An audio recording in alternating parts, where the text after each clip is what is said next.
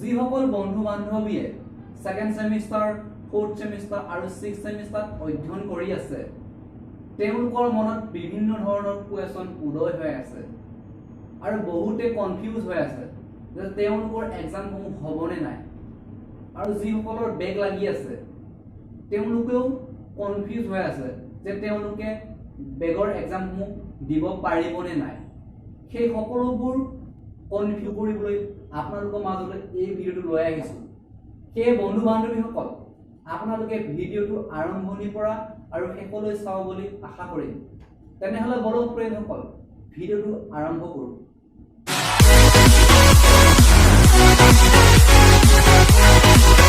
বন্ধু বান্ধৱীসকল, যদি আপোনালোকে মোৰ এই চেনেলটোত পোন প্ৰথমবাৰৰ বাবে আহিছে তেনেহ'লে মোৰ এই চেনেলটো সাবস্ক্ৰাইব কৰি লওক। তেতিয়া মই দিয়া ভিডিঅ'সমূহ আপোনালোকে অতি সহজতে পাব। মেইন কথাটো হৈছে ইউজিচিয়ে কিছুমান গাইডলাইন দিছে যে ফাইনেল সেমিস্টাৰ এক্সামসমূহ পাতিব লাগিব আৰু কম্পালসৰি সেই এক্সামসমূহ হ'ব। আৰু এই এক্সামসমূহ পাতোতে ইউনিভাৰ্চিটিসমূহে মন কৰিব লাগিব যে ছাত্ৰ ছাত্ৰীসকলৰ স্বাস্থ্যৰ ওপৰত ভিত্তি কৰি এই এক্সামসমূহ পাতিব লাগিব। যেনে এক্সাম পাতোতে কিছুমান নিয়ম নীতি বান্ধি দিব লাগিব যে এক্সাম হলত ষ্টুডেণ্টসকলে মাস্ক পিন্ধি যাব লাগিব আৰু চেনিটাইজাৰ ব্যৱস্থা থাকিব লাগিব। বন্ধু বান্ধৱীসকল আপোনালোকে মন দি শুনি যাব যে সিক্স সেমিস্টাৰত যিসকলে অধ্যয়ন কৰি আছিল বা যিসকলে সিক্স সেমিস্টাৰ ষ্টুডেণ্ট হয় তেওঁলোকৰ সিক্স সেমিস্টাৰ এক্সাম 100% হ'ব। তেওঁলোকে এতিয়াৰ পৰা কোনো ধৰণৰ কনফিউজ হ'ব নালাগে যে তেওঁলোকৰ এক্সাম নহ'ব। তেওঁলোকৰ এক্সাম হ'ব। আপোনালোকে এতিয়াৰ পৰা পঢ়া ষ্টাৰ্ট কৰক। আৰু লগতে যিসকল বন্ধু বান্ধৱী সিক্স সেমিস্টাৰত বেক আছিল তেওঁলোকৰ এক্সামসমূহ ইউনিভাৰ্চিটিয়ে পাতিব আৰু তেওঁলোকেও পঢ়া ষ্টাৰ্ট কৰক।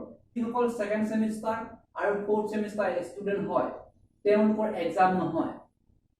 তেওঁলোকে পোৱা নিশ্চিত হৈ থাকক যে সেকেন্ড সেমিস্টাৰ আৰু ফোৰ্থ সেমিস্টাৰ এক্সাম নহয়। ইউজিচিয়ে কোৱা মতে যদি ইউনিভাৰ্চিটিসমূহে পাতিব বিচাৰে তেনেহ'লে পাতিবও পাৰে, কিন্তু ইউজিচিয়ে কোৱা মতে তেওঁলোকৰ এক্সাম নহয় আৰু তেওঁলোকক প্ৰমোট কৰাই দিয়া হ'ব।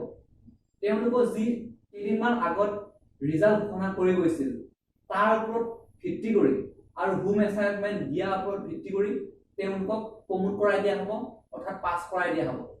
আৰু যিসকল ষ্টুডেণ্টৰ ফোৰ্থ সেমিস্টাৰ আৰু সেকেন্ড সেমিস্টাৰ বেক আছে তেওঁলোকৰ এক্সাম নহয়। তেওঁলোকক আগত যি নম্বৰ পাইছিল সেয়া ওপৰত ভিত্তি কৰি প্ৰমোট কৰাই দিয়া হ'ব। এতিয়া যিসকল ষ্টুডেণ্টে ৰেগুলাৰ সেকেন্ড সেম আৰু ফোৰ্থ সেম পঢ়ি আছে তেওঁলোকে ভাবিব পাৰে যে আমাক যিহেতু এক্সাম পাছ কৰাই দিব আমি ফৰ্ম ফিল আপ নকৰিলেও হ'ব। কিন্তু এইটো ভুল ধাৰণা বন্ধু বান্ধৱীসকল। আপোনালোকে ফৰ্ম ফিল আপ কৰিবই লাগিব, তেতিয়াহে আপোনালোকক পাছ কৰাই দিব। বহুতো ষ্টুডেণ্টে আধাতে বাদ দিয়ে।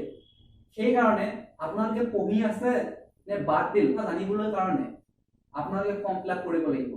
যদি আপোনালোকে ফৰ্ম ফিল আপ নকৰে তেনেহ'লে আপোনাক ফেইল কৰাই দিব। সেইকাৰণে বন্ধু বান্ধৱীসকল আপোনালোকে ফৰ্ম ফিল আপটো কৰি ল'ব।